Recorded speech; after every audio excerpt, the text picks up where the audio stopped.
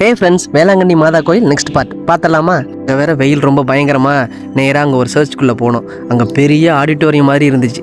அங்கே உட்காந்து ஒரு அரை மணி நேரத்தை ஸ்பெண்ட் பண்ணோம். அப்புறம் இப்படியே உட்காந்துருந்தா இங்கேயே உட்காந்துட வேண்டியதான். சரி கிளம்புங்க, மற்ற இடத்த பார்ப்போம் அப்படின்னு சொல்லி கடை போட்டுட்டு நாங்கள் வெளியே போயிட்டோம். அப்புறம் வெளியே போயிட்டு தேவாலயம் எழுகும் நானே, திரியேறும் தீயும் நீயே அப்படின்னு ஸ்டோரி போகிறதுக்காக வீடியோ கண்டென்ட்லாம் நிறையா எடுத்துக்கிட்டு இருந்தேன். அப்புறம் அங்கேருந்து பார்க்கும்போது ஒரு பெரிய ஸ்டாச்சு ஒன்று இருந்துச்சு. அது இயேசுவோட ஸ்டாச்சு தான். அதுக்கு பக்கத்தில் போய் பார்ப்போன்னு பார்த்தா அங்கன்னா அவ்வளோ கூட்டம் ஃப்ரெண்ட்ஸ். அங்கே வெயிலின் தாக்கம் வேறு அதிகமாக இருந்துச்சா, சரி இன்னும் ஒரு ஐஸ் வண்டிக்காரன் நின்னார். அவர்கிட்ட ஒரு ஐஸை வாங்கி குடிச்சிக்கிட்டே அந்த இயேசு ஸ்டாச்சுக்கிட்ட போனேன். எல்லாரும் வீடியோஸ் ஃபோட்டோஸ் எடுத்துகிட்டு இருந்தாங்க. சரின்னு நானும் 4 ஃபோட்டோவும் வீடியோவும் எடுத்துகிட்டு அங்கேருந்து வந்துட்டேன். அப்புறம் இந்த ரூட் எங்கே போகுது அப்படின்னு கேட்டதுக்கு இது நேராக கடலுக்கு தான் போகுது அப்படின்னாங்க.